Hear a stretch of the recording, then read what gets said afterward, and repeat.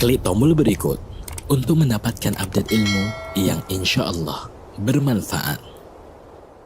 Terdapat 4 kelas, yaitu Basic Hardware Android, kelas Software Android eMMC dan UFS, kelas Private iPhone dan Laptop.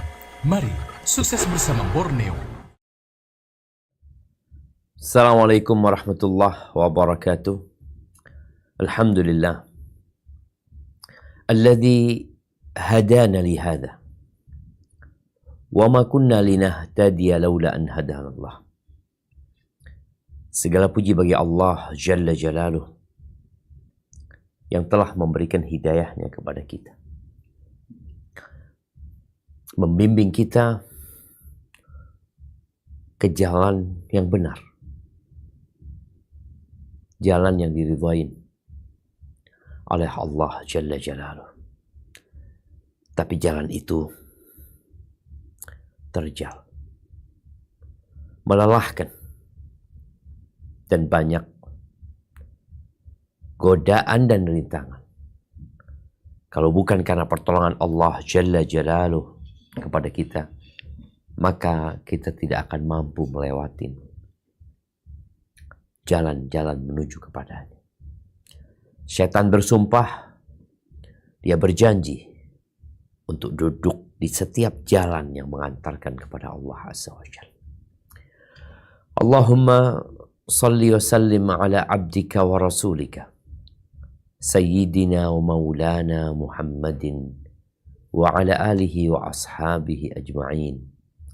Ya Allah, semoga salawat dan salam, berkah dan nikmat senantiasa Engkau curahkan untuk hamba kekasih-Mu, untuk baginda Nabi kita Muhammad alaihi salatu wassalam, untuk keluarga beliau, untuk istri-istri beliau, untuk putra-putri beliau, dan untuk seluruh sahabat Nabi. Semoga Allah meridai kita bersama mereka. Amma ba'd, ahibati fillah. Ada kelompok manusia yang mereka tidak percaya dengan Al-Quran dan tidak percaya dengan As-Sunnah. Enggak, dia enggak percaya. Ya orang-orang kafir. Menolak Al-Quran. Menolak la ilaha illallah. Menolak sunnah Nabi SAW. Menolak asyhadu anna Muhammad Rasulullah SAW. Tapi ada orang yang percaya dengan Al-Quran dan Sunnah. Percaya dia. Bahkan dia mengatakan yang menjadi rujukan dia di dalam beragama adalah Al-Quran dan Sunnah. Tapi yang jadi masalah, dia memahami Al-Quran dan Sunnah semau dia. Dia akan mengesampingkan, mengabaikan ayat-ayat Quran yang menurut akal dan logika dia udah gak relevan lagi. Dia juga akan membuang hadis-hadis Nabi SAW yang mungkin udah gak cocok menurut dia, karena dia menafsirkan Al-Quran sesuai dengan nafsunya. Dan ada kelompok yang mengikuti Al-Quran, percaya dengan Al-Quran, akan tetapi dia tidak percaya dengan sunnah. Dia tidak percaya dengan hadis Nabi SAW. Dengan banyak alasan yang mengatakan bahwa cukuplah Quran. Kan Quran udah sempurna. Ada yang mengatakan lagi bahwasanya hadis itu bukan wahyu. Ada lagi yang mengatakan bahwasanya Nabi itu melarang mencatat, menulis sunnah darinya.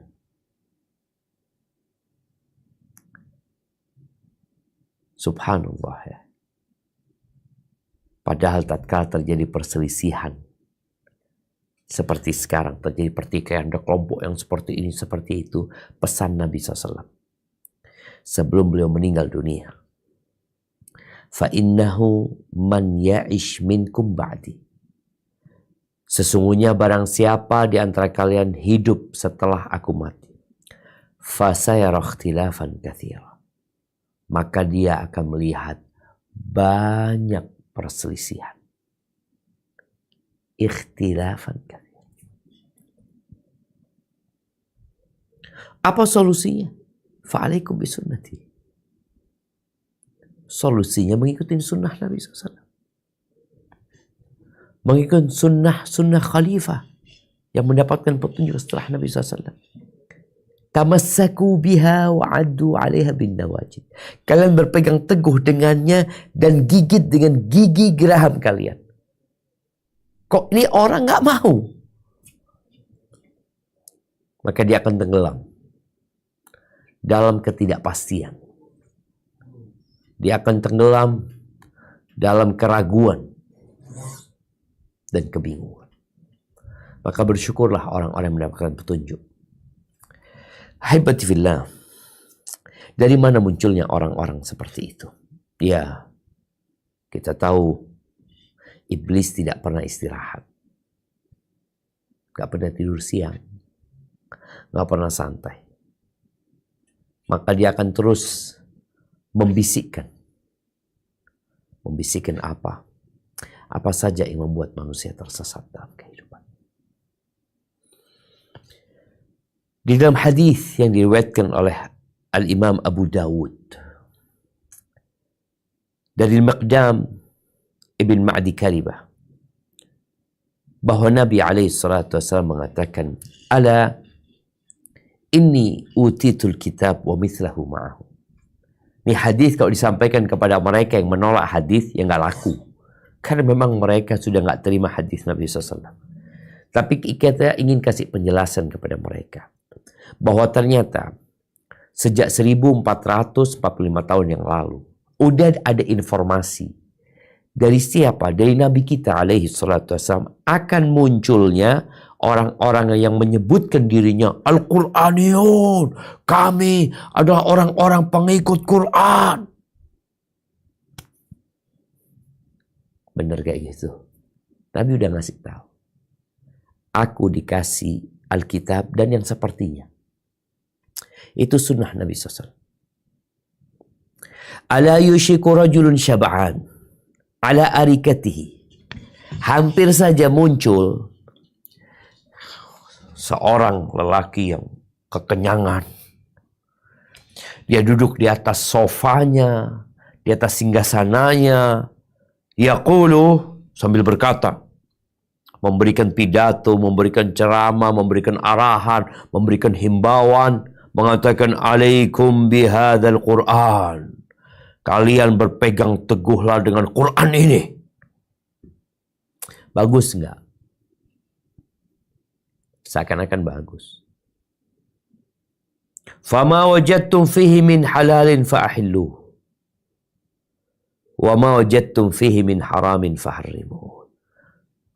Bicara halal haram yang kalian dapat di dalam Quran, halal halalkan, yang haram haramkan. Bas, Quran aja. Dan kelompok ini muncul kira-kira di abad ketiga Hijriah. Kemudian dimunculkan kembali, dilariskan kembali, dijual lagi sama para mustasyriqin, sama kaum orientalis yang berusaha untuk menjauhkan umat Islam dari Islam. Bukan dari sunnah. Menjauhkan umat Islam dari Islam.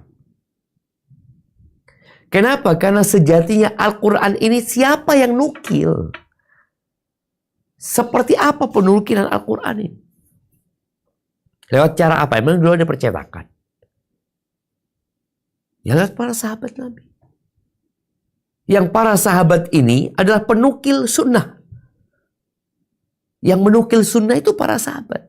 Yang juga mereka menukil Al-Quran. Ahibati fillah. Ketahuilah bahwasanya sunnah Nabi SAW adalah merupakan wahyu dari Allah Azza wa Jalla. Barang siapa yang beriman dengan benar kepada Al-Quran, yang termasuk rukun iman, maka dia akan percaya dengan sunnah yang juga termasuk rukun iman, yaitu beriman kepada Rasul sallallahu alaihi wasallam. Beriman kepada Allah, beriman kepada malaikat-malaikatnya, beriman kepada kitab-kitabnya, beriman kepada utusan-utusannya. Engkau beriman enggak sama Al-Quran? Oh, beriman. Kitabullah. Ya, kalau engkau beriman dengan Al-Quran, engkau harus beriman dengan sunnah. Yang menyampaikan Quran ini siapa? Ya, Nabi Muhammad SAW. Terus yang menyampaikan sunnah, ya Nabi SAW. Kenapa? Karena kalau engkau melihat dan membaca dan mengkaji Al-Quran, engkau akan mendapatkan ayat-ayat Quran itu dijelaskan oleh Nabi SAW. Coba kita baca firman Allah di surat An-Nahl ayat 44. Apa kata Allah Azza wa Jalla? Nah, coba kita baca. Surat An-Nahl ayat 44.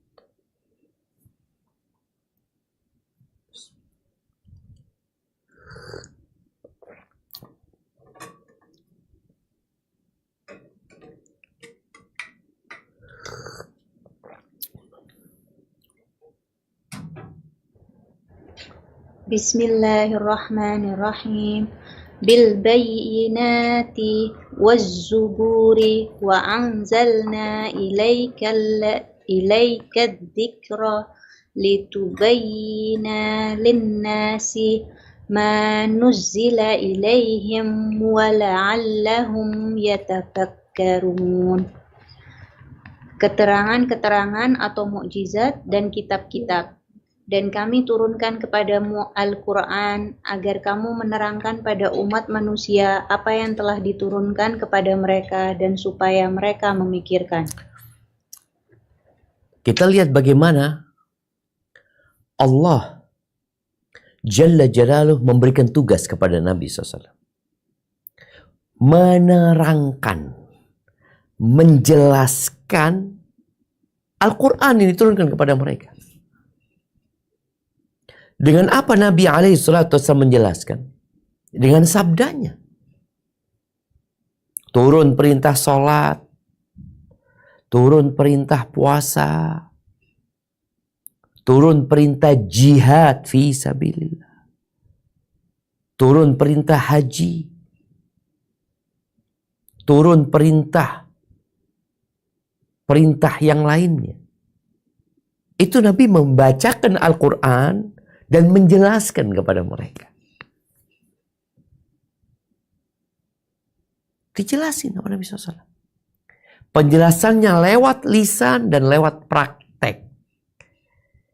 Karena kalau kita bicara sunnah, yaitu segala sesuatu yang dinisbatkan kepada Nabi SAW, baik itu berupa ucapan atau perbuatan atau takrir dari Nabi SAW. Penetapan Nabi SAW. Nabi memberikan penjelasan. Kalau sekarang orang berpikir, loh penjelasannya ini nggak bisa dipakai. Terus antum gimana mau sholat? Oh nggak, kalau sholat iyalah pakai sunnah. Kenapa engkau katakan kalau sholat engkau pakai sunnah? Di Al-Quran nggak dijelasin bahwa Al-Fatihah itu rukun sholat. Engkau kalau baca Quran nggak akan dapat bahwa Al-Fatihah itu rukun sholat. Nabi SAW mengatakan la sholata liman lam yaqra' bi fatihatil kitab. Nggak sah sholat orang yang nggak baca Al-Fatihah. Itu di mana? Di sunnah Nabi SAW. Apa yang kau baca ketika ruku? Apa yang kau baca ketika sujud? Apa yang kau baca ketika duduk di antara dua sujud? Itu penjelasannya di sunnah. Penjelasan untuk Al-Quran pula dengan praktek Nabi SAW. Nabi mempraktekkan bagaimana haji. Allah mewajibkan haji. Walillahi ala nasi hajjul baiti man istata'a ilaihi sabila. Diwajibkan haji. Bagaimana proses berangkat haji. Bagaimana niat ihram masuk ke dalam haji. Dari mana engkau tahu? Dari sunnah Nabi SAW. Tapi jadi masalah nih orang-orang nggak mau. Nggak, kalau sholatnya iya, tapi bacaan-bacaannya. Jadi intinya, mereka yang menolak sunnah, pada akhirnya mereka akan menolak Islam. Karena Quran ini turunnya juga lewat Nabi SAW. Apakah mungkin Nabi SAW memberikan penjelasan yang tidak sesuai dengan Al-Quran? Beliau kalau penjelasannya atau sikapnya itu tidak sesuai, Allah tegur, jemaah. Allah tegur. Sampai turun, abasa wa tawalla an ja'ahul a'ma. Allah tegur Nabi SAW. Baik. Jadi penjelasan untuk Al-Quran ini lewat lisan, lewat perkataan, dan lewat perbuatan. Dan apa kata Allah Azza wa Jalla tentang perbuatan Nabi SAW yang seharusnya kita contoh. Di surat Al-Ahzab ayat 21. Coba kita baca. Nah, surat Al-Ahzab ayat 21.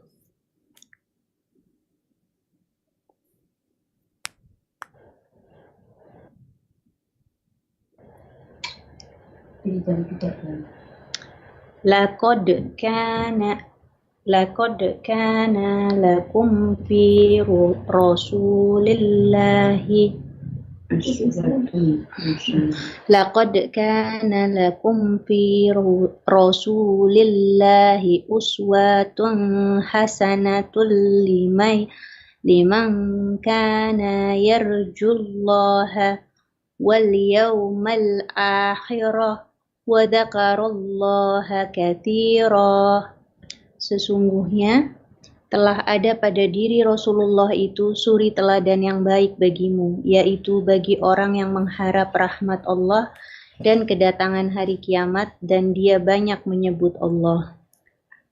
Kalau ternyata sunnah Nabi SAW, baik yang berupa ucapan, berupa perbuatan, itu tidak terjaga, gak masuk dalam penjagaan Allah Azza wa Jalla, terus bagaimana kita akan mengikuti dan meneladani beliau? Tapi subhanallah, Allah menyebutkan suri tauladan ini buat siapa? Suri tauladan yang baik ini buat siapa? Buat orang yang beriman kepada Allah, kepada hari akhir, dan suka mengingat Allah Subhanahu wa ta'ala. Dan ahibati fillah, penjelasan Nabi SAW tentang Al-Quran, inilah yang membuat kita bisa beragama sekarang. Jadi Quran itu bukan sesuatu yang ditemukan dalam wujud kitab. Quran itu diturunkan di hati Nabi SAW. Kemudian Nabi membacakan dengan lisannya. Lalu Nabi memberikan penjelasan, keterangan. Lalu beliau alaihi salatu wassalam mengamalkannya. Dipraktekkan. Dan para sahabat melihatnya. Maka kemudian sampai Islam kepada kita. Oleh karena itu Nabi alaihi salatu wassalam ketika menyebutkan umat ini akan berpecah belah menjadi 73 golongan. Siapa yang selamat? Dari 73 itu. Maka na ala mithli ma ana alaihi wa ashabi. Mereka adalah orang-orang yang mengamalkan Islam seperti yang diamalkan oleh aku dan para sahabatku. Kalau sekarang kau hanya mau pakai Quran aja, bagaimana engkau tahu prakteknya para sahabat pengamalan Al-Quran ini? Hingga akan bisa. Maka lewat sunnah Nabi SAW. Kalau dikatakan, iya tapi kan sunnah itu, hadis itu ada yang dhaif, ada yang sahih. Nah, sahih ucapan. Makanya para ulama mengumpulkan yang sahih, membersihkan dari yang dhaif. Oh, aku bingung. Ya kalau engkau bingung, belajar. Jadi ketidaktahuan seseorang, kebodohan seseorang dengan sesuatu bukan berarti dia punya hak untuk meninggalkan. Karena memang secara naluri manusia itu memusuhi sesuatu yang dia tidak tahu. Wajar karena dia nggak ngerti. Maka engkau belajar. Dan kalau kita lihat ya bagaimana Allah Azza wa Jalla menyebutkan bahwa Nabi diperintahkan untuk menjelaskan, dan penjelasan itu dari Allah. Yang menunjukkan itu juga wahyu gitu. Di surat Al-Qiyamah ayat 16-19, apa kata Allah Azza wa Jalla? Nah,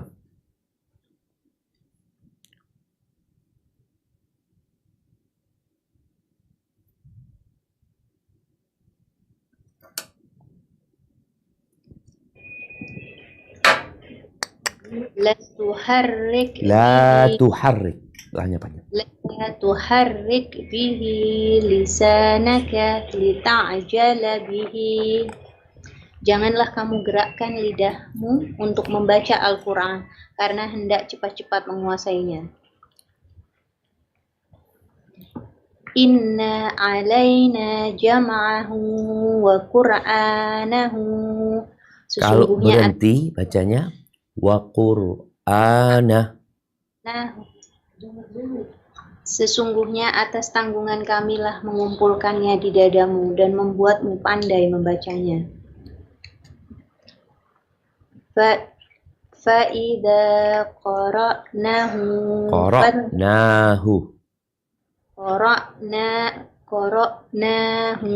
fattabi' qur'anahu. Nah, kalau berhenti. Nah, apabila kami telah selesai membacakannya, maka ikutilah bacaannya itu. Thumma ma-nya nggak panjang ya bacanya. Thumma inna alaina bayanahu. Nah, kalau waqaf bayanah. Kemudian sesungguhnya atas tanggungan kamilah penjelasannya. Barakallahu fiik. Yang menurunkan Allah, yang mengumpulkan di hati Nabi Muhammad SAW Allah, yang menanggung untuk memberikan penjelasan Allah. Ini menunjukkan Al-Quran, wahyu, dan sunnah Nabi SAW yang merupakan keterangan penjelasan itu juga dari Allah. Artinya nggak mungkin Nabi SAW mengada-ngada, itu nggak mungkin. Bikin-bikin tidak mungkin. Makanya tadi Anda sampaikan orang yang menolak sunnah ini nanti pada akhirnya menolak agama Allah. Kenapa? Karena sunnah ini penjelasan untuk Al-Quran. Di samping nanti ada hukum-hukum yang dijelaskan dalam sunnah yang mungkin tidak ada dalam Al-Quran. Al-Azim. Karena memang kita diperintahkan untuk taat kepada Allah dan taat kepada Rasulnya. Alaihi salatu wassalam. Loh, kalau sekarang penjelasannya itu tidak dijaga sama Allah, bukan wahyu yang terjaga. Karena yang terjaga itu cuma Quran. Terus bagaimana orang akan memahami Al-Quran nanti? Apakah engkau akan katakan, ya sudah, masing-masing terserah mereka. Kalau sunnah nggak diterima, bagaimana mereka akan menerima penjelasan para ulama? Penjelasan para ahli tafsir. Belum sunnah aja nggak diterima. Padahal kalau kita lihat, penafsiran Al-Quran yang paling utama adalah Al-Quran ditafsirkan dengan Al-Quran. yakni satu ayat ditafsirkan dengan ayat lain. Kemudian bagaimana ayat Quran ditafsirkan oleh sunnah Nabi SAW. Ini orang nggak mau. Maka akhirnya, ya gimana hidup orang yang menolak sunnah Nabi SAW. Ahibati fillah, di surat Al-Hijr ayat 9, Allah menjelaskan bahwa dia akan menjaga Al-Quran. Kalau Qurannya dijaga, penjelasannya nggak dijaga, berarti nggak terjaga. Karena akan terjadi penyimpangan dalam memahami Al-Quran sesuai dengan kemauan masing-masing nanti. Coba kita baca surat Al-Hijr ayat 9.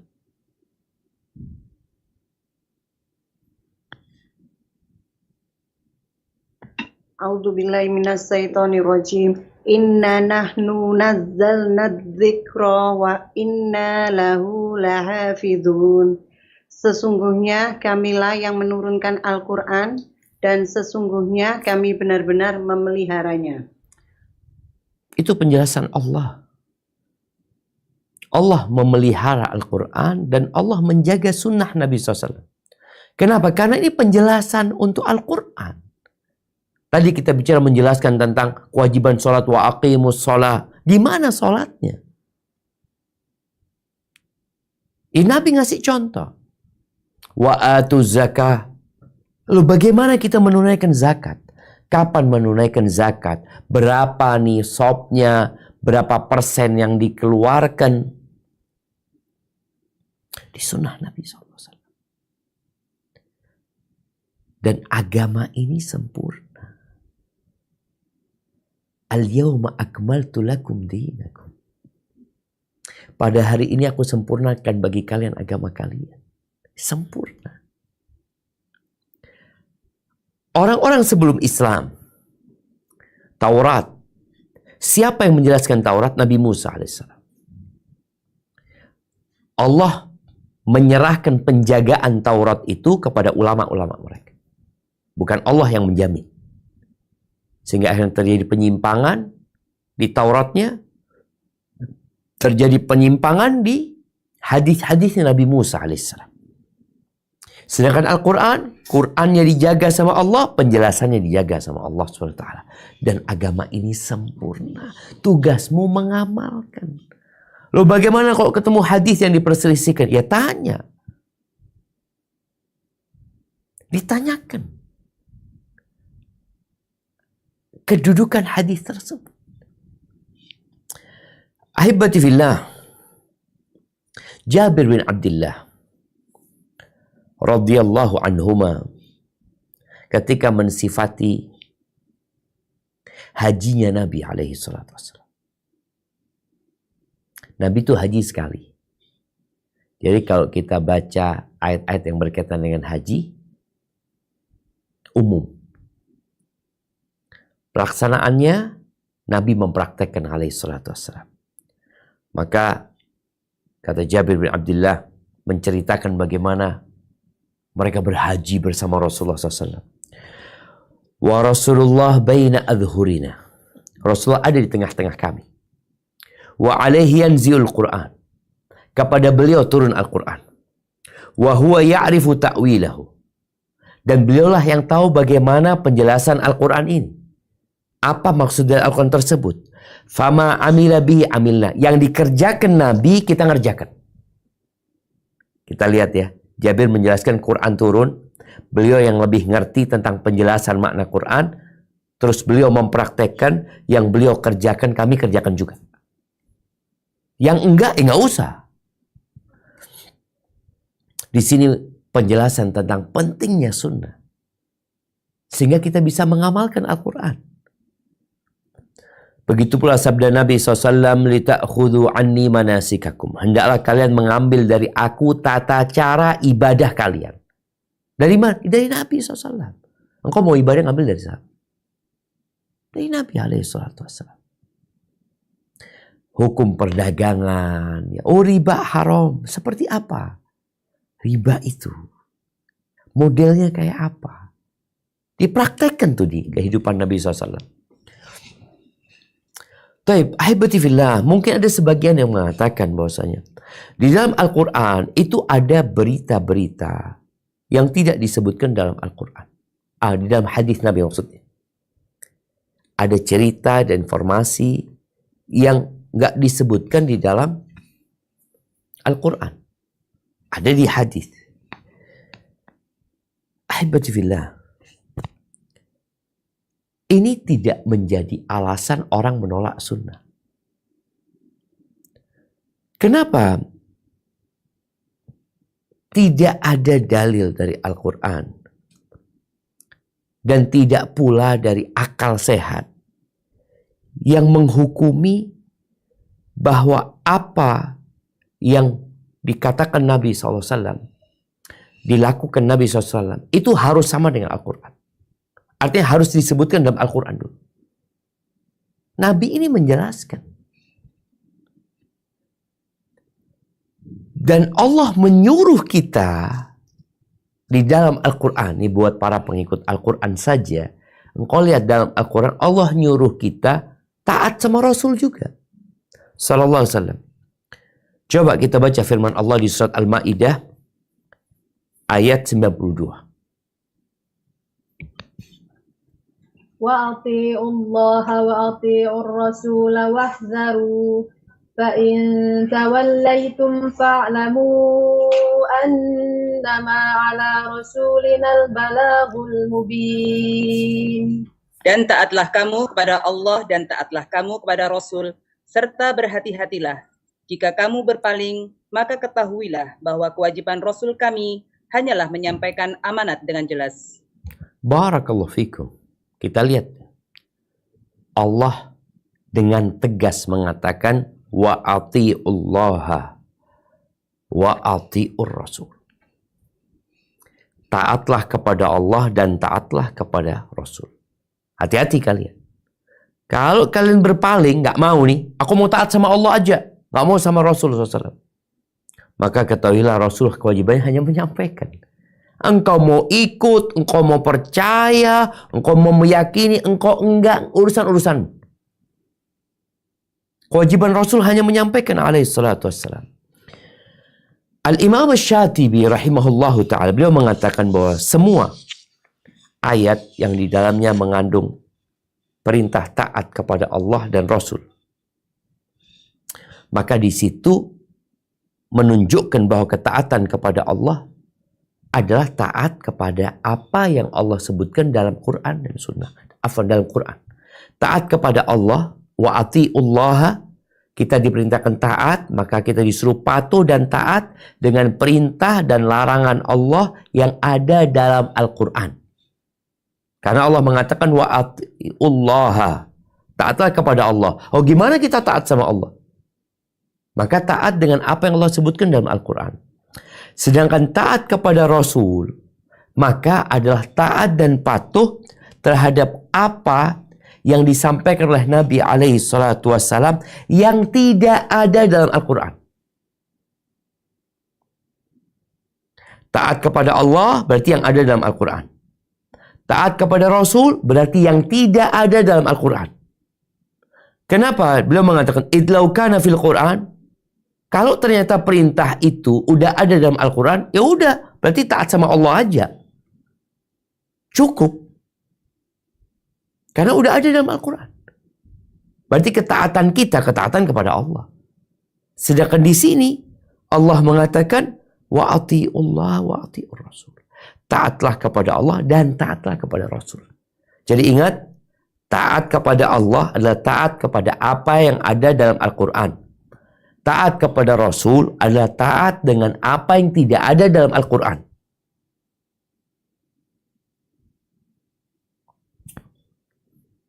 Terus engkau mau taat enggak? Dan ini konsekuensi dari seorang yang mengatakan asyhadu an la ilaha illallah wa asyhadu anna Muhammadar Rasulullah. Ketika kau bersaksi bahwa Nabi Muhammad adalah utusan Allah sallallahu alaihi wasallam, maka engkau harus taat sama dia. Oh enggak, aku taat sama Allah aja. Sama Nabi enggak taat. Engkau percaya enggak?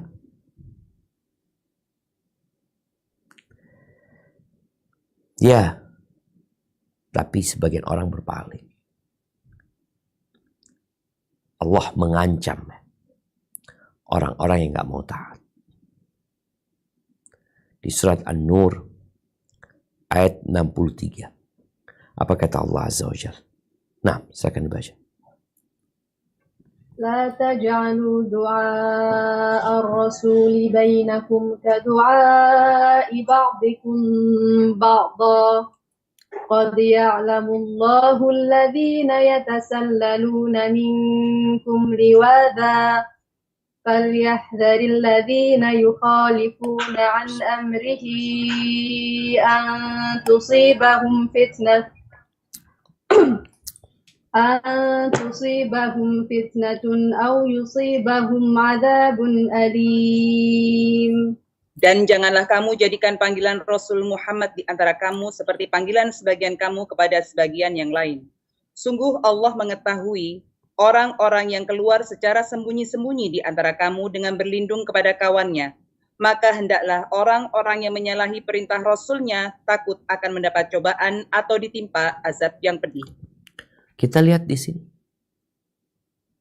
Siapa yang menyimpang, menyelisihi perintah Rasul SAW, bisa jadi ditimpa dengan fitnah atau azab yang pedih. Maka Imam Asy-Syatibi mengatakan, Rasulullah SAW telah dikhususkan dengan sesuatu yang beliau harus ditaati, yaitu sunnahnya Nabi SAW. Makanya Allah katakan, "May yuti'ir Rasul faqad ata Allah." Barang siapa yang taat kepada Rasul, maka dia taat sama Allah. Ini terhadap sesuatu yang tidak ada dalam Al-Quran. Barang siapa yang taat kepada Rasul, maka dia telah taat kepada Allah. Bagaimana para sahabat selalu mengatakan sami'na wa ata'na. Kami mendengar dan kami taat. Dan Allah juga mengatakan wa ma atakumur rasulu fakhudhu. Apa yang diberikan oleh Nabi SAW kalian ambil. Wa ma nahakum anhu fantahu. Yang kalian dilarang, kalian tinggalkan. Jadi dalil-dalil dari Al-Quran menunjukkan bahwa segala sesuatu yang datang dari Rasul, segala yang diperintahkan oleh Rasul, segala yang dilarang, maka itu sejatinya ikut dalam ketaatan kita kepada Al-Quran, dan itu menjadi tambahan dari Al-Quran, dalam artian sebagai penjelasan untuk Al-Quran. Karena memang kita diperintahkan untuk taat kepada Allah dan kepada Rasul. Ahibati fillah. Jadi kalau kita ngelihat, ternyata banyak hal mungkin yang detail yang nggak disebutkan dalam Al-Quran. Dan ini sebuah kemudahan yang Allah berikan. Quran ini mudah dihafal, mudah diingat, ringkas tapi mencakup. Allah Azza wa Jal di surat Qamar ayat 17 mengatakan walaqad yassarnal Qur'ana lidzikr fahal min muddakir. Kata Allah, kami benar-benar telah memudahkan Al-Quran untuk diingat, tapi ada orang yang mau ingat apa enggak? Ahibati fillah, detail hukum-hukum agama ada dalam hadis Nabi SAW. Dan Nabi menjelaskannya kepada para sahabatnya. Tugas kita apa? Taat dan patuh. Tapi mungkin ada yang mengatakan, Nabi SAW dulu pernah melarang untuk mencatat hadis Nabi SAW. Betul. Tapi apakah larangan mencatat itu kemudian menjadi dalil bahwa sunnah itu bukan hujjah, bukan wahyu? Nabi melarang supaya nggak kecampur sama Quran. Betul, supaya nggak kecampur. Nggak boleh dicampur. Jadi larangan itu hanya untuk menjaga supaya Quran tidak tercampur dengan yang lainnya. Karena hadis Nabi SAW walaupun wahyu, bukan berarti dia seperti Al-Quran yang dibaca ketika sholat. Kita diperintahkan untuk membaca ketika sholat, membaca wahyu, apa membaca Quran. Faqra'u ma tayassara minal Quran. Yang dibaca itu Quran. Makanya hadis qudsi pun itu nggak boleh dibaca ketika baca Quran. Jadi penulisan atau larangan menulis hadis itu adalah penulisan resmi seperti Quran.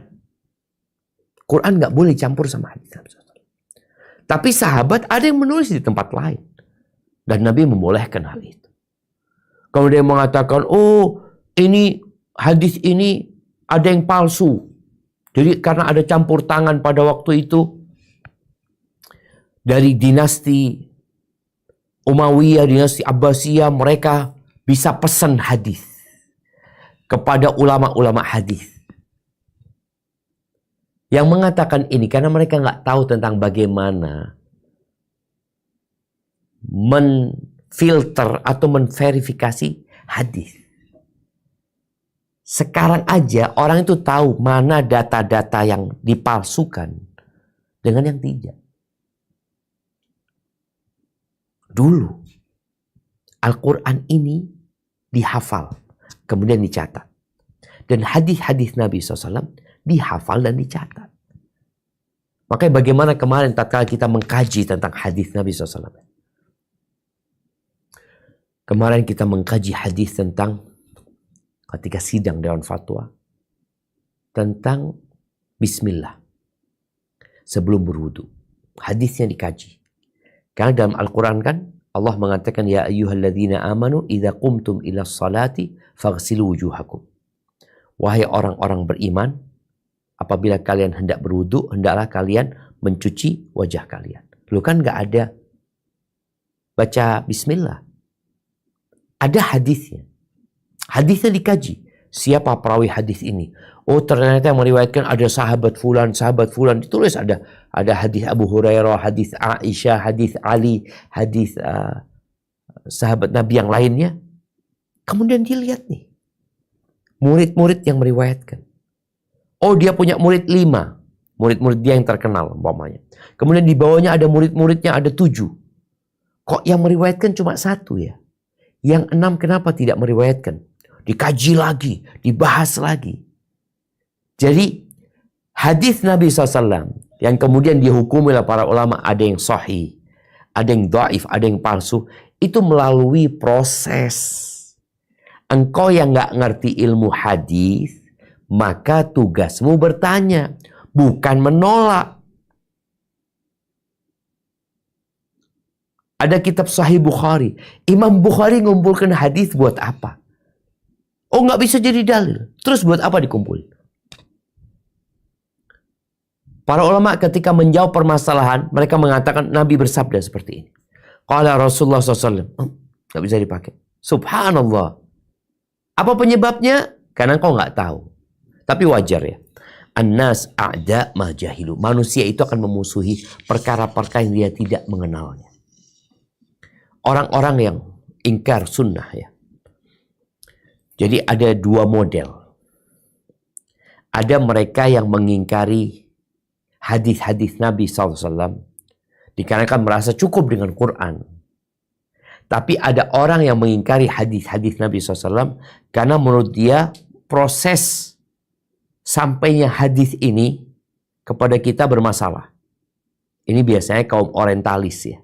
Untuk menebarkan keraguan di dalam diri Nabi SAW, di dalam diri umat Nabi Muhammad SAW. Ketika Nabi SAW meninggal dunia, mereka bingung Nabi mau dimakamkan di mana. Di Quran nggak ada. Akhirnya Abu Bakar menyampaikan dia mendengar Nabi SAW bersabda bahwa Nabi itu dimakamkan di tempat dia meninggal dunia. Selesai. Dimakamkan Nabi SAW. Selesai Nabi dimakamkan, sebagian umat Islam ada yang murtad. Ada yang tidak mau bayar zakat. Karena menurut pemahaman dia, zakat itu ya sudah sama Nabi SAW. Karena Allah mengatakan, khudh min amwalihim. Engkau ambil dari harta mereka zakat. Nabi udah meninggal. Alaihissalatu. Jadi nggak wajib lagi zakat. Ini pemahaman mereka. Dari mana mereka memahami? Dari Quran. Diperangi sama Abu Bakar. Kata Abu Bakar, aku akan perangi yang membedakan antara sholat dan zakat. Jadi ada benih-benih orang-orang yang menolak sunnah Nabi SAW itu sudah ada. Dan tugas kita bagaimana memahamkan kepada mereka bahwa Al-Quran ini diturunkan kepada Nabi SAW. Dan Nabi SAW diperintahkan untuk menjelaskan kepada umat. Untuk mempraktekkan Al-Quran. Berapa banyak ya teks-teks yang kemudian tatkala dipraktekkan orang salah praktek. Al-Quran enggak ada salah praktek. Kenapa? Nabi sudah meninggal dunia dan menjelaskan semua yang dibutuhkan oleh umat. Tapi sekali lagi hal ini perlu membuat kita khawatir Membuat kita takut bahwa ternyata pemikiran-pemikiran menyimpang itu ada, jemaah. Tadi di awal Anda sampaikan bukan hanya menolak sunnah, menolak Al-Quran dan sunnah. Mereka orang-orang yang tidak percaya sama Tuhan, orang-orang yang tidak percaya sama agama, padahal secara KTP dia adalah umat Islam. Ya, kita berdoa semoga Allah menetapkan kita di atas agamanya. Barakallahu fiik, itu mungkin dapat kita kaji pada kesempatan kali ini. Sebenarnya banyak sekali ya, bahkan ada ulama yang mengumpulkan 30 syubuhat orang-orang yang menolak hadis Nabi SAW atau orang-orang yang menamakan dirinya Quraniyun, kami adalah pengikut-pengikut Al-Quran. Tapi sejatinya apa yang kita sampaikan insya Allah cukup sebagai bekal buat kita bahwa Nabi SAW diutus untuk menjelaskan Al-Quran, dan Allah Jalla Jalaluh memerintahkan kita supaya taat kepada Allah dan taat kepada Rasul SAW. Taat kepada Allah, taat kepada apa yang ada dalam Al-Quran. Taat kepada Rasul, gimana? Ya taat kepada yang disampaikan Nabi SAW dalam sunnah-sunnahnya. Barakallahu fiik. Naam, ana kembalikan ke jamaah untuk mulai tanya jawab. Tafadhali. Jazakumullah khairan Ustadz, kami dari Brisbane. Barakallahu fiik. Naam, tafadhali. Baik Ustadz, bila kami mengikuti sebuah grup di Facebook untuk daerah kami, dan di situ ada banyak orang-orang orientalis dan liberal yang mereka mengatakan kita tidak perlu mengikuti sunnah, seperti yang tadi Ustadz sampaikan, bagaimana cara yang bijak untuk menjelaskan kepada mereka Ustadz? Ataukah kita tidak perlu membalas syubhat mereka di forum terbuka tersebut? Jazakumullah khairan. Barakallahu fiik. Naam, ahibati fillah. Kalau kita bicara bagaimana kita atau sikap kita tatkala berkumpul dengan orang-orang yang tidak beriman dengan sunnah Nabi SAW. Apakah kita perlu berdialog dengan mereka? Diskusi sama mereka, membantah mereka. Melihat kondisi. Kondisi siapa? Kondisimu dan kondisi mereka. Ada orang-orang yang mencari kebenaran. Bisa kita kasih tahu.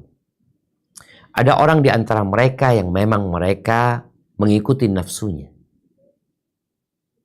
Dan boleh jadi lama-kelamaan tadi mereka nanti akan keluar dari agama Allah Azza wa Jalla. Bahkan mengatakan semua agama sama, bahkan mungkin dia melegalkan apa aja lah, yang penting jadi orang baik di muka bumi ini. Maka kalau keberadaanmu di sana dapat memberikan manfaat, boleh kau di sana. Contohnya, ya santai aja, nggak perlu bantah mereka. Tapi kalau ada hadis Nabi SAW, sampaikan kepada mereka. Ada satu hadis, sampaikan kepada mereka. Supaya mereka tahu ini loh penjelasan Nabi SAW. Di mana penjelasan Nabi SAW semuanya indah. Dan beliau dikasih jawami'ul kalim sama Allah. Utitu jawami'ul kalim. Aku dikasih jawami'ul kalim. Yaitu ungkapan yang pendek tapi maknanya menyeluruh sekali. Itu mungkin yang bisa kita lakukan. Tapi kalau memang mereka mungkin menyebarkan syubhat-syubhat mereka, ya kita boleh ambil cuplikan video umpamanya, potongan video, atau potongan penjelasan tentang kedudukan sunnah Nabi SAW, perintah taat kepada Allah dan taat kepada Rasulnya seperti yang tadi kita bahas. Tapi kalau ternyata keberadaan kita nggak berguna di sana jamaah, lebih baik kita keluar. Karena syubhat itu, kerancuan-kerancuan itu, ya bisa menyambar kita ya. Karena nanti kalau kita ikut mereka, agama jadi mudah gitu. Oh ini nggak ada. Ini nggak ada di Quran. Oh ini nggak ada di Quran. Oh ini nggak ada di Quran. Ya udah. Yang penting kita berpegang teguh dengan Quran. Padahal nanti kalau dihadapkan dengan masalah-masalah yang detail, mereka akan kembali kepada sunnah Nabi SAW. Kalau masih beriman. Hadza wallahu a'lam bissawab.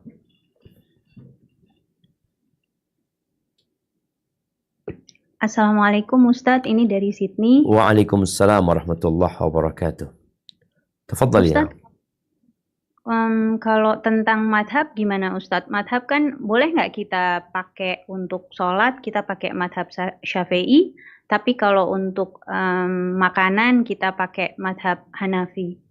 Jazakallah Ustadz. Barakallahu fiik. Iya, bicara madhab, ada orang yang belajar madhab.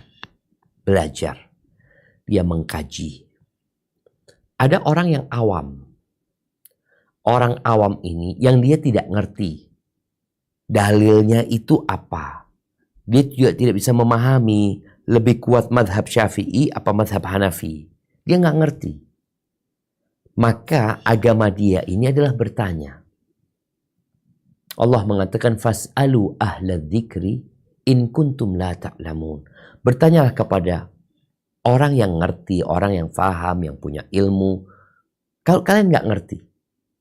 Jadi ketika kita bertanya, boleh jadi ustadznya atau alim yang menjelaskan, dia ternyata pakai madhab Hanafi. Nanti kita tanya lagi satu masalah, ternyata dia pakai madhab Maliki. Kita nggak ada urusan sama madhabnya. Karena kita tadi kita nggak ngerti, kita juga nggak belajar madhab. Akhirnya agama kita adalah agama bertanya. Agamanya orang awam yang tidak punya kesempatan untuk belajar adalah bertanya. Maka apa yang diberikan penjelasan oleh gurunya, maka dia ikutin, asalkan dia tidak mencari yang enak. Tapi dia juga tahu, oh ini ustadz yang alim. Dia ngerti dan dia bertakwa kepada Allah Azza wa Jalla, Anda akan bertanya kepada dia. Tapi kalau seorang belajar, mengkaji ilmu, maka dan dia bisa mentarjih. Dia bisa melihat, oh ini dalilnya madhab Hanafi, ini dalilnya madhab Syafi'i. Ditimbang-timbang sama dia, kok kayaknya lebih kuat pendapatnya Imam Syafi'i, Anda ikut ini. Karena dia melihat, dia punya alat lah untuk menimbang tadi. Maka dia ikutin tadi. Gak ada masalah gitu loh. Jangan sampai madhabnya itu adalah mengikuti yang enak. Dia mencari-cari yang enak. Bukan tadi bertanya, tapi dia mencari-cari yang enak. Oh kayaknya madhab ini enak ya. Nikah pakai madhab Hanafi aja. Karena dia janda, Anda mau nikah pakai madhab Hanafi. Kan gak perlu pakai wali gitu loh. Seperti itu.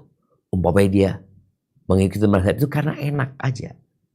Tapi kalau dia bertanya kepada orang yang alim dan dikasih penjelasan, fadl dia ikuti. Hadza wallahu a'lam bissawab. Assalamualaikum Ustaz, pertanyaan dari Perth. Waalaikumsalam warahmatullahi wabarakatuh. Naam, tafadhali. Bagaimana, bolehkah kita menyebarkan atau memberitahu teman-teman kita apabila kita mengetahui di daerah kita ada suatu kelompok yang seperti Ustadz bicarakan sebelumnya Ustadz. Barakallahu fiik. Iya. Ahibati fillah. Ad-din an-nasihah. Agama ini nasihat. Agama ini menginginkan kebaikan. Kalau ternyata ada kelompok yang berbahaya di tempat kita, kemudian kita punya kawan yang baru tinggal di sini umpamanya, yang tentunya ketika dia baru pindah umpamanya dari Indonesia atau dari Sydney kemana, dia kan nggak tahu. Biasanya dia ingin cari majelis ilmu, dia ingin belajar, dia ingin ketemu sama orang-orang yang seagama. Karena dia nggak punya ilmu tentang daerah situ, ya mungkin dia hanya akan menghukumi secara zahir. Oh ini kayaknya orang-orang soleh nih, dia kumpul sama mereka. Tugas kita tatkala tahu bahwasanya ada kelompok yang berbahaya tadi, yang dalam agama kita faham bahwa dia menyimpang, tugas kita ngasih nasihat. Tapi perlu hikmah dan adab. Karena terkadang orang dikasih nasihat, dia ini langsung menuduh kita, oh ini hasut nih orang ini. Ada yang seperti itu. Maka hendaklah engkau menunjukkan bahwa engkau ingin kebaikan buat dia. Dan engkau ngerti dengan kondisi yang ada. Maka ini menjadi pintu kebaikan buat kita. Namun sekali lagi, tatkala kita memberikan nasihat bukan berarti dia menerima nasihat kita. Tugas kita hanya menyampaikan dengan adab, dengan hikmah, dengan harapan semoga dia selamat dari fitnah yang ada. Hadza wallahu a'lam bissawab.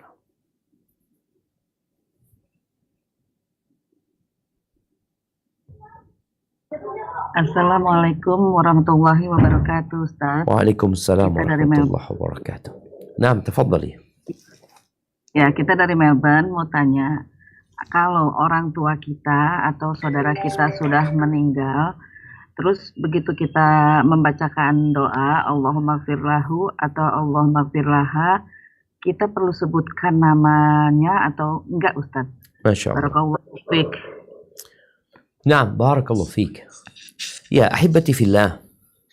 Bicara doa. Doa ini ada doa untuk orang yang sudah kita ma'ruf. Kita mendoakan dia.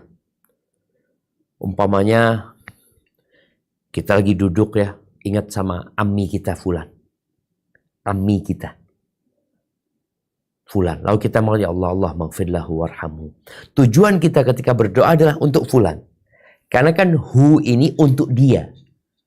Ya Allah ampuni dia. Rahmati dia. Dia ini siapa?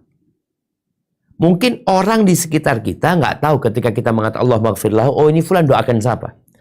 Tapi Allah tahu karena tatkala kita mendoakan itu, kita sudah berniat hunya ini, dianya ini adalah untuk paman. Tapi kalau kita mau gantikan kata gantinya dengan nama, nggak apa-apa. Umpamanya kita katakan Allah maghfirli ammi Fuad. Umpamanya. Warhamhu wa'afihi wa'fu anhu. Jadi kita sebutkan namanya. Tapi kalau kita mau langsung Allah maghfirlahu dan kita memang tujuannya mendoakan ammi kita, maka selesai. Orang tua kita, apakah kita perlu menyebut namanya? Di dalam Al-Quran yang Allah sebutkan tentang kedua orang tua, Allah langsung menyebutkan kata ganti. Seperti waqur rabbirhamhuma kama rabbayani shaghir. Ya Allah rahmati keduanya sebagaimana keduanya merawatku ketika kecil. Siapa keduanya? Ya orang tua ana yang melahirkan ana. Jadi nggak harus pakai nama kalau kata gantinya sudah diniatkan. Tapi kalau engkau pakai nama juga nggak apa-apa. Mengatakan Allahumma ghfir li abi fulan umpamanya. Namanya disebutkan. Tapi kalau engkau nggak menyebutkan langsung, memang engkau sudah niatkan buat. Karena sekali lagi kata hu ini kan banyak. Banyak sekali. Dia siapa dia ini. Kalau kita sudah niatkan hu-nya itu untuk fulan, maka untuk fulan. Contoh nih. Jangan buat yang sudah meninggal. Buat yang hidup. Kita tahu ada fulan. Belum punya anak. Lalu kita ya Allah marzuqhu waladan salihan. Allahumma habhu minas salihin. Hablahu minas salihin. Ya Allah berikan buat dia ya Allah anak yang saleh. Siapa dia ini? Kita udah niatkan fulan maksudnya. Dan Allah tahu itu. Hadza wallahu a'lam bissawab. Assalamualaikum barakallahu fiik Ustadz, kami dari Canberra. Waalaikumsalam warahmatullahi wabarakatuh. Ya. Naam, tafadhali. Ada pertanyaan Ustadz, jika orang tua masih rajin mengirimkan doa-doa yang kita tahu tidak ada dalam sunnah ataupun Quran, apakah kita respon kepada mereka, ia akan kita jalankan atau kita diamkan atau kita nasihati orang tua kita? Kadang mereka merasa sedih atau tersinggung kalau kita mengatakan bahwa itu tidak ada dalilnya. Mohon nasihatnya Ustaz, jazakallah khair. Barakallahu fiik. Yang pertama perlu diingat ya, ada bab doa, ada bab amalan. Kalau bab amal itu artinya perbuatannya, sebuah amalan yang harus kita kerjakan. Kalau bicara bab doa ini bab luas. Artinya kita berdoa nggak harus yang disebutkan dalam Al-Quran, nggak harus yang ada dalam sunnah Nabi SAW. Ya doa, kita disuruh minta sama Allah Azza wa Jalla. Allah mengatakan, ud'uni astajib lakum. Kalian mintalah kepada aku, pasti aku kabulkan. Tapi kalau sekarang berkaitan dengan amalan, membaca ini dalam amalan ini umpamanya seperti itu, nah ini perlu adanya dalil. Contoh nih ya, kita kalau sering dikirimin orang tua, kita kirimin juga orang tua. Contoh apa yang dibaca ketika di awal bulan melihat hilal. hilal. Ini tanggal 2 mungkin hari ini ya. Ketika kita ngelihat hilal kita baca apa? Allahumma ahillahu alaina bil amni wal iman wassalamati wal islam rabbi wa rabbukallah mamanya. Kita kirim ke orang tua. Jadi sikap kita ini, kalau tahu orang tua kita ini ngirim sesuatu yang mungkin tadi kalau bicara amalan ternyata hadisnya dhaif atau hadisnya palsu, maka kita kirimkan yang sahih. Dan kita akan jazakallah khair ayah. Tapi ini ada doa lain yang lebih bagus kayaknya ayah. Makasih banyak atas kirimannya. Artinya kita memberikan ganti. Jadi kita jangan katakan tidak tanpa ada ganti. Kalau ternyata memang ada gantinya, bagaimana kita katakan tidak, tapi ada gantinya. Ini gantinya ayah. Kita ucapkan terima kasih. Karena orang tua kita kirim doa-doa umpamanya, kirim amalan-amalan. Itu tanda mereka ingin kebaikan buat kita. Bagaimana cara kita menghargai hal itu? Dengan mengatakan terima kasih, jazakallah khair. Tapi tadi kita kirimkan yang gantinya lebih baik. Kemudian kalau bicara doa, umpamanya nggak ada hadisnya, tapi doa itu isinya baik, ya nggak ada masalah dibaca. Tapi kalau sudah bicara sebuah doa, tapi berkaitan dengan sebuah amalan, dibacanya waktu ini, waktu itu, ternyata doa itu doa umum sebenarnya. Kita katakan makasih ayah. Tapi ini doa ternyata bisa dibaca kapan aja, bukan hanya waktu tertentu ayah atau ibu. Jadi intinya kita sebagai seorang anak harus pintar-pintar berkomunikasi sama orang tua. Orang tua merasa dia yang lebih tua, dia yang lahir lebih dulu, dia yang punya pengalaman, dan dia yang ingin kebaikan buat anak-anaknya. Anak-anak tahu itu insya Allah. Tapi tahu juga orang tua nggak punya ilmu. Boleh jadi dia hanya dapat kiriman. Bagaimana engkau memberikan penjelasan dengan hikmah. Dan bagaimana tadi sebelum orang tua kirim, engkau yang kirim sekarang. Hadza wallahu a'lam bishawab.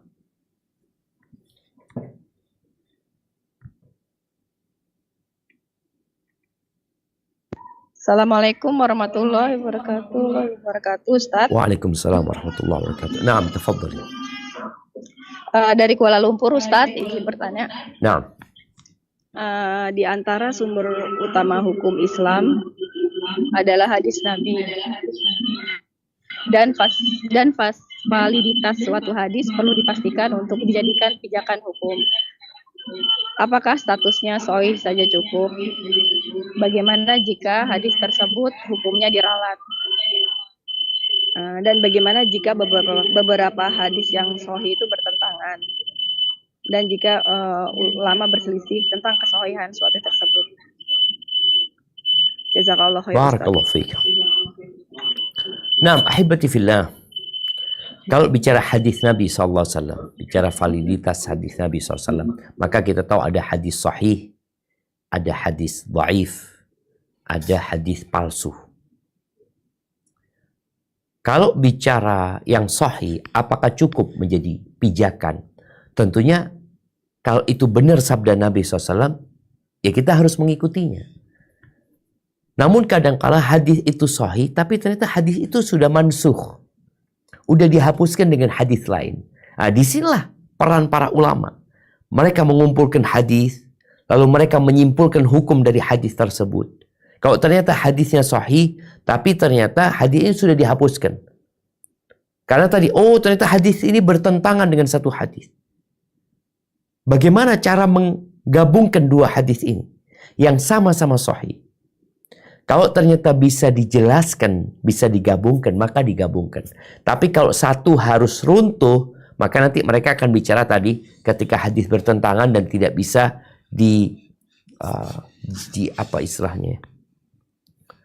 dijamak, disinkronkan dua hadis ini, maka mereka akan memilih nanti ini namanya tarjih, menguatkan.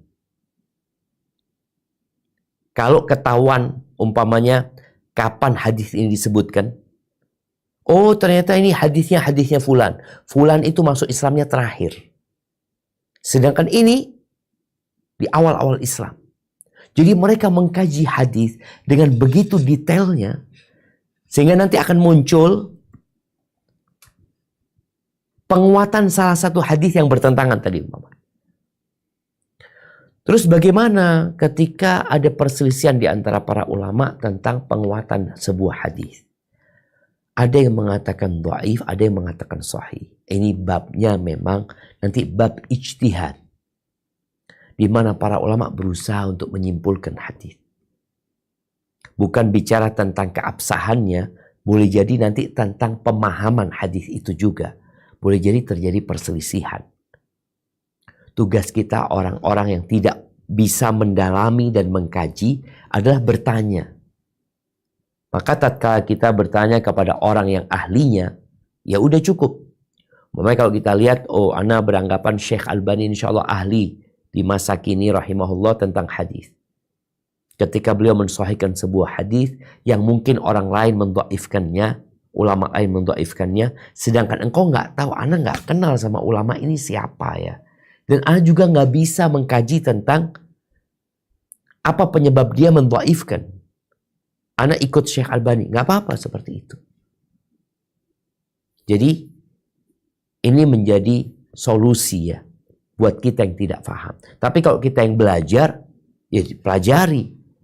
Umpamanya, karena contohkan kita di sidang Dewan Fatwa, kita mengkaji itu tentang sebuah hadis yang sebagian ulama mendhaifkan, sebagian ulama mensahihkan. Nah, kita berusaha untuk mencari tahu kenapa fulan mensahihkan, kenapa fulan mendhaifkan. Oh, boleh jadi fulan mendhaifkan karena jalurnya dia punya 5 jalur. Ternyata ada jalur lain. Yang dari jalur itu hadis ini ternyata bisa diterima gitu. Jadi tugas kita orang awam sekali lagi bertanya. Ketika ada permasalahan-permasalahan yang memang tadi kita nggak paham gitu loh. Kalau fulan mengatakan sahih, fulan mengatakan dhaif. Tapi kita melihat mana yang lebih ngerti, mana yang lebih berkompeten dalam masalah itu, nah kita ikutin. Hadza wallahu a'lam bissawab. Barakallahu fiik Ustaz, putaran kedua dari Brisbane. Naam, tafadhal. Ya, jika ada seorang abang yang mempunyai adik perempuan yang telah bersuami. Suami sang adik tersebut bekerja di luar kota dan tidak jelas dalam memberi nafkah kepada sang istri tersebut. Apakah abang tersebut wajib membantu memberi nafkah sang adik, sedangkan untuk kebutuhan sang abang tersebut, si istri dari si abang tersebut juga ikut membantu, Ustaz? Jazakumullahu khairan. Barakallahu fiik. Ya ahibati fillah. Kalau bicara kewajiban, kita tahu yang wajib memberikan nafkah kepada seorang istri adalah suaminya. Bagaimana kalau suaminya tidak memberikan nafkah? Siapa yang berkewajiban memberikan nafkah kepada dia? Kalau sang istri ini bisa bekerja umpamanya, dia bisa dapat penghasilan, ya dia berusaha ya. Karena kita tahu yang namanya tangan di atas lebih baik daripada tangan di bawah. Namun kalau ternyata dia nggak bisa, dia punya keterbatasan ngurusin anak ini dan itu, kemudian sang abangnya ini tahu adiknya seperti itu, dan dia mampu. Kalau dia nggak mampu ya nggak wajib. Jadi kalau bicara mampu, sekali lagi bicara nafkah nanti ya, nafkah yang wajib itu adalah nafkah sandang pangan papan. Itu sesuatu yang memang untuk hidup gitu. Untuk biaya hidup. Bukan untuk kesenangan. Kalau kita lihat ya, banyak suami istri yang dua-duanya bekerja umpamanya. Bukan untuk biaya hidup, tapi untuk gaya hidup rata-rata. Atau enggak rata-rata, mungkin banyak seperti itu. Untuk kesenangan. Kalau untuk biaya hidup, ya cukup lah. Bicara baju, ya cukup 2. Kalau bicara cukup, 1 dipakai, 1 buat ganti. Bicara makan, makan sebenarnya nasi sama telur. Udah cukup. Cuma kalau bicara kepingin enak ya lain lagi. Maka tadi kalau bicara sang abang ini, bagaimana dia, kalau ternyata dia sudah bisa memenuhi yang jadi kewajiban. Karena memberikan nafkah kepada istrinya itu kewajiban. Kalau itu sudah dia cukupin, kemudian ada kelebihan, ya dia berikan kepada adiknya. Tapi kalau dia nggak cukup, ya dia minta maaf karena dia nggak bisa gitu memberikan nafkah kepada adiknya karena dia sendiri nggak mampu. Ini kalau bicara kewajibannya, yang wajib adalah pertama kepada istri dan anak-anaknya itu menjadi kewajiban buat dia. Setelah itu dicukupin, dia berikan kepada yang lainnya. Atau kalau ternyata umpamanya sebenarnya nggak cukup, tapi karena istrinya membantu, akhirnya jadi cukup. Maka di sini berarti kan nggak cukup, dia nggak punya kewajiban. Tapi kalau ternyata nggak, insya Allah anak istri anak baik ya. Kadang-kadang kan ada suami yang memang tahu istrinya itu baik. Dia walaupun suaminya tidak memberikan nafkah cukup, ya istrinya nerima kondisi seperti itu. Maka di sini bagaimana dia berkomunikasi dengan istrinya. Ketika dia punya uang, anggap 100.000 uang. Yang ini hak istrinya, menjadi kewajiban dia untuk memberikan kepada istrinya. Tapi dia ngomong sama istrinya, "Dik, aku minta keridhoanmu ya. Aku mau kasih adikku." Kenapa? Karena ini kewajiban dia sama istrinya. Sehingga dia minta keridhaan istrinya, kemudian dia berikan kepada yang lainnya, nggak ada masalah. Hadza wallahu a'lam bissawab. Assalamualaikum Ustadz. Waalaikumsalam warahmatullahi wabarakatuh. Naam, tafadhali. Ya, ini mungkin di luar tema sedikit Ustadz. Mau tanya, seumpama kita punya anak perempuan ya Ustadz, kita alhamdulillah insya Allah udah mengajarkan apa yang disunahkan oleh Rasul dari dia kecil. Nah, kemudian anak kita perempuan itu menikah. Kita sebelumnya kita tahu itu anak laki-lakinya baik, agamanya nggak tahu beberapa tahun ternyata agamanya itu anak laki-laki itu menyimpang, suaminya anak kita itu menyimpang Ustadz. Bagaimana sebaiknya cara kita untuk menarik kembali mereka berdua? Apakah kita perlu menasehati atau gimana? Kan sebagai orang tua sebaiknya nggak boleh ikut campur dalam perihal pernikahan anak Ustadz. Jazakallahu khair. Masya Allah, barakallahu fiik. Iya, anak garis bawain ya pertanyaan atau pernyataan terakhir tadi disebutkan bahwa orang tua dalam pernikahan anak nggak boleh ikut campur. Ya, artinya kita nggak intervensi. Tapi kalau masalah agama, kita jangan bicara anak, orang lain. Kita diperintahkan untuk amar ma'ruf nahi mungkar. Bahkan umat Islam ini menjadi umat yang terbaik itu karena amar ma'ruf nahi mungkar. Umat yang tidak membiarkan kejahatan terjadi dan tidak membiarkan kebaikan ditinggalkan. Allah mengatakan kuntum khaira ummatin ukhrijat linnas ta'muruna bil ma'ruf wa tanhauna 'anil munkar. Kalian adalah umat terbaik yang dikeluarkan untuk umat manusia. Yang sikap kalian, tugas kalian adalah amar ma'ruf nahi munkar dan beriman kepada Allah Azza wa Jalla. Jadi tatkala kita memberikan nasihat kepada anak dan anak mantu kita, bukan karena dia menantu dan anak kita. Karena mereka Muslim yang kita diperintahkan untuk berbuat baik kepada mereka. Apalagi ini ada hubungan sama kita. Sehingga bukan intervensi di rumah tangga, tapi sebagai bentuk amar ma'ruf nahi mungkar. Taib. Kalau kita melihat penyimpangan terjadi di menantu kita, maka kita perlu memberikan nasihat. Baik secara langsung atau tidak langsung. Boleh jadi kita kasih nasihat tidak langsung. Kita cari orang yang dekat sama fulan. Yang bisa memberikan nasihat kepada fulan. Padahal kita yang menginginkan nasihat tersebut. Atau kita langsung. Karena hubungan menantu sama mertua ini macam-macam. Ada yang hubungannya dekat, ada yang hubungannya jauh, ada yang dari awal menantu memang sudah sakit hati sama mertua. Sehingga kadang-kala mau ngasih nasihat, ngasih penjelasan, udah dimentahkan ya. Atau dimuntahkan sama mereka. Maka kadang-kadang kita perlu cari nasihat lewat jalan lain. Anak kita seperti itu. Kalau bicara anak kita kan duduk sama anak kita. Kita bicara bukan masalah rumah tangga dia, kita bicara masalah agama. Kita sampaikan kepada dia, nak, engkau sudah tahu suamimu seperti ini, seperti itu. Bagaimana pandanganmu dalam agama? Nah, kita bicara agamanya. Bukan saya sebagai orang tua, bukan. Saya sebagai seorang muslim. Apalagi orang tua, tambah lagi gitu kan.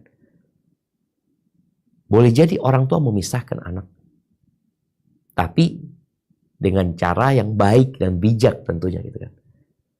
Karena kalau memang dilihat dalam agama Islam itu, ada intervensi dalam rumah tangga dua orang yang bertikai.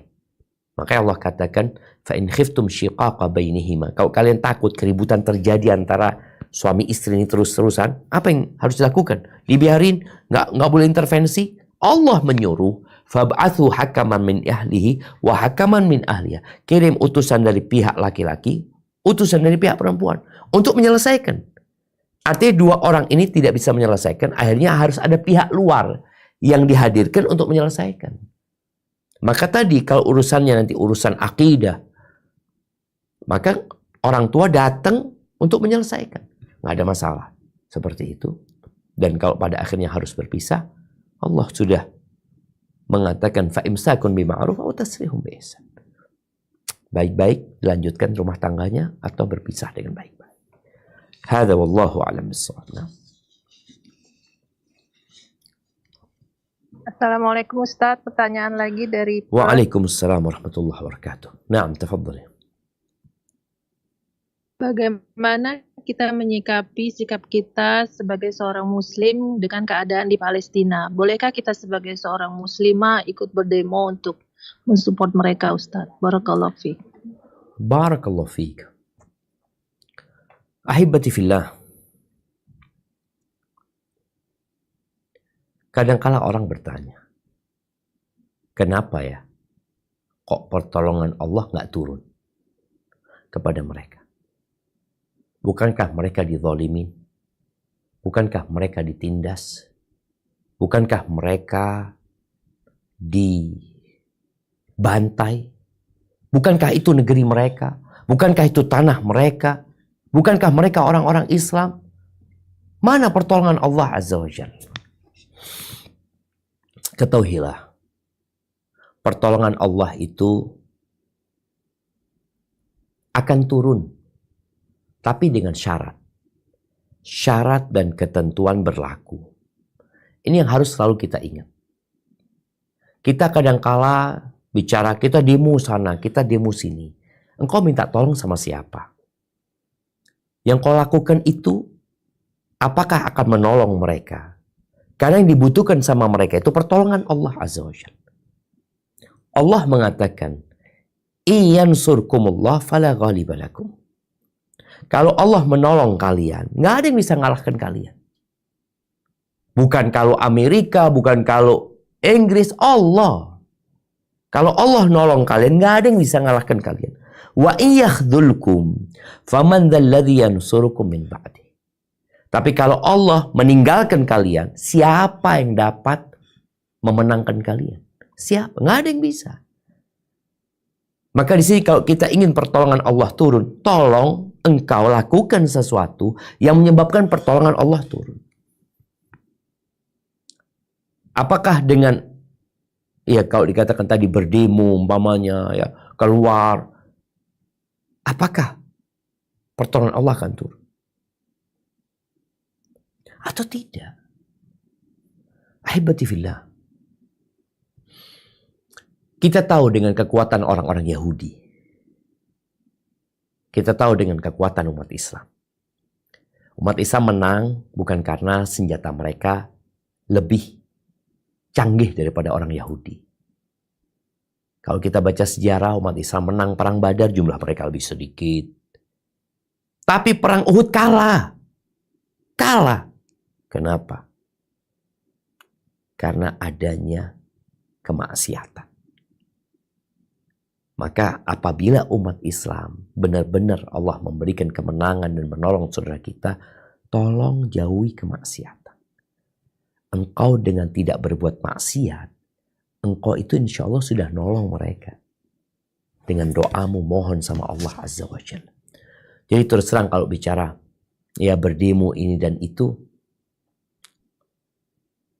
engkau gak akan nolong saudara. Dengan doa-doamu di sepertiga malam akhir, engkau memohon kepada Allah, itu lebih utama daripada engkau memohon kepada orang-orang yang tidak beriman. Engkau menghinakan dirimu memohon kepada Allah, itu lebih utama daripada engkau menghinakan dirimu di depan kedutaan-kedutaan orang-orang kafir. Engkau mintanya sama Allah. Hinakan dirimu di hadapan Allah. Itu yang seharusnya dilakukan oleh orang Islam. Dan ahibati fillah, tatkala umat Islam tidak bisa menghadapi kondisi yang ada, itu menghindar kelak pada hari akhir sebelum kiamat nanti. Nabi Musa alaihissalam akan berhadapan dengan Dajjal. Dan Allah berikan kemenangan. Allah berikan kemenangan. Dajjal dibunuh. Tapi kemudian ada musuh yang lebih kuat daripada Dajjal. Siapa? Ya'juj wa Ma'juj. Apakah kemudian Nabi Isa bersama umat Islam menghadapi Ya'juj dan Ma'juj? Tidak.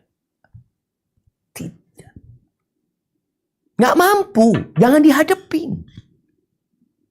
Terus gimana? Kan kita mau masuk surga. Masuk surga tapi tidak dengan konyol. Nabi Isa diwahyukan untuk menyelamatkan umat Islam. Berangkat ke gunung. Lalu mereka berdoa minta sama Allah supaya dibinasakan. Binasa Ya'juj dan Ma'juj. Binasa tanpa diperangi. Nggak ada satupun dari umat Islam pada waktu itu yang menghadapi Ya'juj dan Ma'juj. Yang ada mati kalau menghadapi. Dibantai sama Ya'juj dan Ma'juj. Caranya menyelamatkan diri. Menghindar. Berdoa mohon sama Allah. Allah turunkan penyakit kepada Ya'juj dan Ma'juj, mati semuanya. Kemudian bumi pada waktu itu membusuk. Lalu berdoa lagi, mereka minta sama Allah dikirim burung untuk mengangkat bangkai Ya'juj Ma'juj, dibuang ke lautan. Lalu Allah kirimkan hujan. Allah jamaah. Allah. Jadi kemenangan itu dari Allah. Maka jadilah orang yang selalu bersama Allah Azza wa Jalla. Hadza wallahu a'lam bis-shawab. Na'am.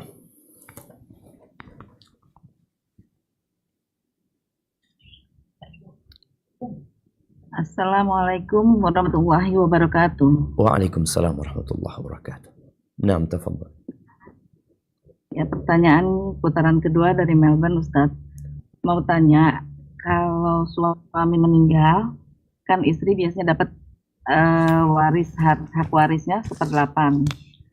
Nah, kalau istri yang meninggal dan punya harta, apakah suami dapat 1/8 juga warisnya atau tidak, Ustaz? Gimana? Terima Afwan? kasih. Biasanya kan kalau Ustaz, kalau orang suami meninggal, istri mendapatkan 1/8 hak warisnya kan? Istri dapat Kalau 1/8 istri meninggal, atau 1/4. 1/8 kalau suami nggak punya anak. 1/8. Kalau punya anak jadi 1/4 kalau suami nggak punya anak. Kalau suami punya anak jadi 1/8. Oke, terus pertanyaannya? baik Ustadz. Kalau istri yang meninggal duluan dan dia punya harta, punya anak, apakah suaminya dapat bagian juga dari harta waris istrinya? Nah. Barakallahu fiik, Ustadz. Oh, subhanallah jamaah. Ya.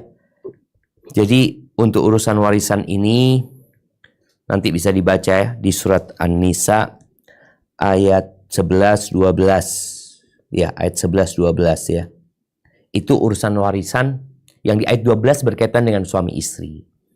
Allah sebutkan di ayat 12 ini yusikumullah walakum nisfu ma taraka azwajukum. Kata Allah, kalian para suami dapat setengah hartanya istri. Kalau istri nggak punya anak. Dapat setengah hartanya istri kalau istri nggak punya anak. Kalau istri punya anak, maka suami falakumur rubu. Suami dapat 1/4. Ya, kita lihat ya perbedaannya. Kalau suami yang meninggal, istri dapat 1/4. Kalau suami nggak punya anak. Kalau suami punya anak, istri dapat 1/8. Tapi kalau istri yang meninggal dunia, suami dapat setengah. Setengah itu 2/4 ya. 2/4 setengah kan? 2/4, iya setengah. Jadi kalau suami yang meninggal dunia, istri dapat 1/4 kalau nggak punya anak. Kalau punya anak dapat 1/8. Kalau istri yang meninggal dunia, maka suami dapat setengah. Kalau istrinya nggak punya anak, kalau punya anak, suaminya dapat 1/4. Seperti itu. Wallahu a'lam bishawab. Baik, kita ke pertanyaan terakhir sepertinya. Udah sampai yang terakhir nih. Naam, tafadhali. Assalamualaikum. Barakallahu fiik Ustaz. Naam, wa fiik wa barak. Di mana ini? Ustaz, dari KL. Dari KL. Ini kok masih Canberra ini anunya ini. Naam. Tafadhal. Mau tanya ini Ustadz, kan tadi di surat Al-Qamar ayat 17 ya disebutkan bahwa kan Canberra sudah belum ya? Baik, tafadhal. Disebutkan bahwa Al-Quran itu mudah diingat Ustadz kan sampai berulang-ulang ayatnya. Tetapi kenapa bagi saya itu ibu rumah tangga itu sangat sulit untuk menghafal Al-Quran, dan kalau hafal pun mudah menguap Ustadz. Nah, Apakah Masya ada Allah. kiat-kiatnya Ustadz? Masya Allah, barakallahu fiik. Assalamualaikum warahmatullahi wabarakatuh. Waalaikumsalam warahmatullahi wabarakatuh. Ya, jamaah, Quran itu kalau mudah menguap betul. Quran itu kata Nabi SAW lebih cepat hilangnya daripada onta yang diikat kalau dilepas. Kabur dia. Di sini ada hikmah. Quran itu harus dimurajaah. Harus dimurajaah terus. Sedangkan mungkin ada orang menghafalkan lagu-lagu, musik, dari kecil sampai sekarang dia ingat. Tapi Quran nggak bisa. Engkau harus murajaah. Karena engkau harus mendekatkan diri kepada Allah dengan Quran tersebut. Engkau harus baca lagi, baca lagi, baca lagi. Baik, kalau bicara pertanyaan pertama tentang orang yang kok sulit menghafal Al-Quran. Iya. Manusia itu berbeda-beda dari sisi kekuatan hafalannya. Tapi Quran mudah dihafal. Artinya kalau orang ini menghafal teks lain, butuh 20 kali dia membaca, Quran insya Allah nggak sampai. Dia sudah bisa menghafal. Maka sekarang kau lihat. Kalau ada orang fulan baca 2 kali, hafal. Iya, alhamdulillah dia punya kekuatan hafalan. Ini dari sisi personalnya. Jadi ada orang-orang yang memang dikasih kekuatan hafalan yang Masya Allah. Baca sekali hafal. Fulan baca 3 kali. Fulan baca 10 kali. Engkau lihat, engkau termasuk yang berapa kali baca. Maka engkau lakukan itu. Dan kekuatan hafalannya seperti pisau. Yang biasanya awal dipakai, lama nggak dipakai, dia tumpul. Tapi kalau diasah, nanti keberapa kali jadi tajam dia. Maka boleh jadi di awal menghafal itu berat. Nah, pada masa awal ini yang berat itu banyak orang yang putus asa, berhenti. Aku memang sulit, aku memang berat. Loh, engkau mungkin butuh 20 kali. Jangan ngelihat yang lain. Engkau lihat dirimu. Maka berusahalah untuk membaca berulang kali, dan yang membuat orang bisa segera menghafal itu adalah membersihkan hatinya. Bersihkan hatimu dari segala penyakit hati, khususnya dari dosa-dosa. Karena dosa termasuk yang membuat orang sulit menghafal Al-Quran. Dan terus berdoa minta sama Allah Azza wa Jalla. Jangan pernah putus asa. Gak usah dipikir aku harus menghafal sekian, gak. Yang penting engkau harus terus berusaha menghafal. Jadi kalau bisa tiap tahun hafalmu bertambah. Semoga dengan cara itu, ya engkau bisa mendapatkan derajat yang tinggi di sisi Allah ketika dimasukkan ke surganya nantinya. Jadi intinya diulang lagi, didengerin, disetorkan. Seperti itu terus. Insya Allah engkau bisa. Tapi sepertinya itu menjadi pertanyaan terakhir ya. Dari KL. Ustaz. Naam. Canberra Ustaz, terakhir Ustaz, please. Canberra terakhir, belum sudah Canberra tadi. Nah. Enggak. Oke, ya. Tafadhali, na'am. Barakallahu fiik, jazakallahu khair Ustadz. Ini dari Canberra. Ada pertanyaan Ustadz, afwan jika lebih berkaitan dengan pembahasan yang lalu, dan afwan juga jika sudah pernah dibahas. Kita tahu saat ini warna pelangi diidentikan dengan suatu kaum. Bagaimana dengan anak-anak yang menyukai warna-warna dan motif-motif pelangi pada baju dan aksesoris mereka? Bolehkah mereka memakainya keluar rumah tanpa maksud mensupport golongan tersebut, atau sebaiknya diajarkan untuk diganti menyukai warna dan motif yang lain Ustaz selain pelangi? Mohon bimbingannya Ustaz, jazakallahu khairan. Masya Allah, barakallahu fiik. Naam, ahibati fillah. Jadi sejatinya kalau bicara pelangi, semua orang suka pelangi. Dan kita suka warna-warna yang indah. Namun apabila ternyata warna-warna indah itu menjadi sebuah simbol suatu kaum, yang kalau kita menggunakan simbol tersebut, maka simbol dan identitas ya. Kalau kita pakai baju itu, maka ini menjadi identitas kita. Maka jangan. Karena kita akan tergabungkan ke dalam kelompok tersebut. Karena ini identitas mereka. Sekarang menjadi identitas mereka. Mereka milih warna itu ya untuk menunjukkan keberagaman. Dan boleh jadi memang karena warna-warna itu warna-warna yang indah dan orang jadi suka dengan warna tersebut. Maka nasihat anak kita jangan kemudian menggunakan pakaian menjadi identitas mereka. Karena ini sudah menjadi identitas. Mungkin yang dulu nggak apa-apa, sekarang udah jadi identitas. Di mana-mana bendera-bendera itu menjadi identitas.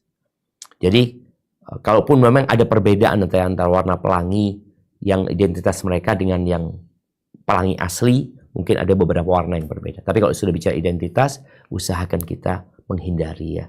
Seperti itu. Hadza wallahu a'lam bishawab. Itu yang dapat kita kaji kesempatan kali ini. Sampai berjumpa kembali. Semoga senantiasa dalam lindungan ilahi. Subhanakallahumma bihamdika. Asyhadu an la ilaha illa anta astaghfiruka wa atubu ilaik. Wassalamualaikum warahmatullahi wabarakatuh. Terdapat 4 kelas, yaitu Basic Hardware Android, kelas software Android eMMC dan UFS, kelas private iPhone dan laptop. Mari sukses bersama Borneo.